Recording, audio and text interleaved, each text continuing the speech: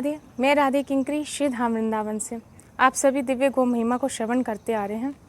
जो लोग गौ माता पे अत्याचार करते हैं, उन्हें अत्यंत दुख कष्ट में डालते हैं, ऐसे लोगों के भाग्य में अपार कष्ट लिख जाता है और उन्हें भोगना पड़ता है और किसी भी प्रकार से वो कष्ट मिटता नहीं है, क्योंकि भगवान भी नाराज़ हो जाते हैं गायों के ऊपर कष्ट देख करके।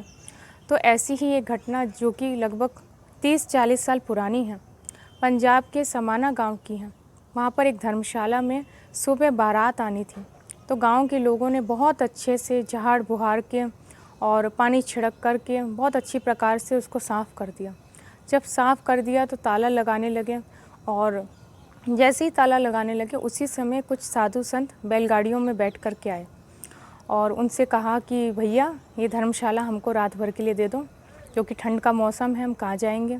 तो ये बात सुन कर के उन लोगों ने बोला कि नहीं, हमने तो इतनी मेहनत करके से झाड़ बुहार के साफ़ किया है, और आप लोग और ये आपकी बैल ये सब यहाँ पे गोबर वगैरह करेंगे, गंदा कर देंगे, हम नहीं देते आपको। सुबह बारात आएगी उसके लिए है।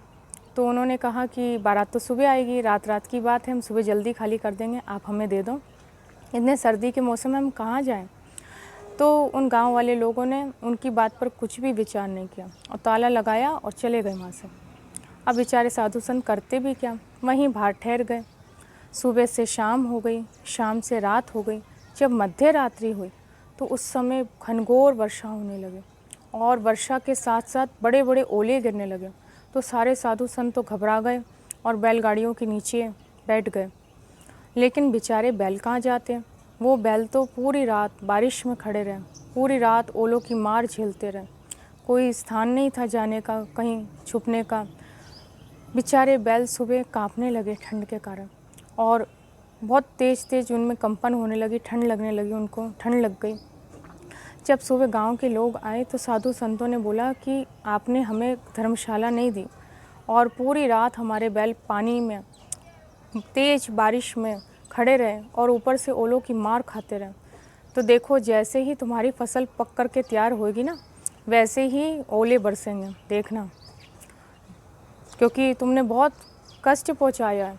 ये बात सुनकर के वो लोग हंसने लगे। वो कह रहे कि अच्छा ऐसा होगा, अच्छा ठीक है, देखेंगे, आप जाइए। साधु संत नाराज़ होकर वहाँ से चले गए। बड़े दुष्ट किस्म के लोग थे वो। उन्हें लगा कि ऐसे लोग तो साधु संत बोलते ही रहते हैं, उनके कहने से बोला क्या होता है। उन्होंने विश्वास नहीं किया। कुछ समय बाद जब फसल पक कर के तैयार हुई तो ओले बरसने लगे, और ऐसा एक बार नहीं, हर बार होता, और कई साल बीत गए, लगभग 20 साल बीत गए, ऐसे ही चलता रहा। जब भी फसल पक कर के तैयार होती, तेज़ ओले बरसते हर बार, और बगल वाले गांव में कुछ नहीं होता, उनके गांव में ही ऐसा होता। तो एक बार 20 साल बाद एक पुरुषोत्तम दास, बड़े सिद्ध महात्मा जो कि बड़े अवस्था के थे, वो वहाँ पर आए। तो उनको देख कर के सब लोगों ने उनके चरण पकड़ लिए और प्रार्थना की। तो उन्होंने कहा कि आप लोग ऐसा करिए कि ये बात गौ माता के अपमान करने से हुई है, गौवंश का अपमान करने से हुई है, तो आपको उन्हीं की सेवा करनी होगी। जितनी भी आपके गांव में आसपास में जो बीमार गायें हैं, जिनको औषधि की आवश्यकता है, सेवा की आवश्यकता है, कोई अंधी है, लंगड़ी है, कोई तकलीफ़ वाली गाय हैं, उन सारी गायों को आप ऐसी 108 गायों को इकट्ठा करिए। और सब लोग, क्योंकि गायें आएंगी तो उनको रहने के लिए जगह चाहिए, तो सब लोग अपनी अपनी तरफ से थोड़ी थोड़ी भूमि दान करिए। तो उन लोगों ने संत की बात मान ली, और बात मान करके सारे लोग मिलकर 3-4 दिन में ऐसी गायें इकट्ठी कर लाए, बहुत सारी। और उसके बाद में उनके लिए सबने, किसी ने 2 एकड़, किसी ने 5, किसी ने 10, ऐसे करके अपनी अपनी ज़मीन दी। और एक 50 एकड़ सरकारी ज़मीन रखी थी, वो भी यूज़ करी गई। तो इस प्रकार से गौशाला बनाई और उन गायों की सेवा होने लगी। अब क्या था, जब फसल पक कर के तैयार हुई तो ओले की बरसात ही नहीं हुई, खूब अच्छी कमाई हुई सबकी। अब सबको समझ में आ गया था कि गौ माता का अपमान करने से बड़ा भारी दुख भोगना पड़ता है।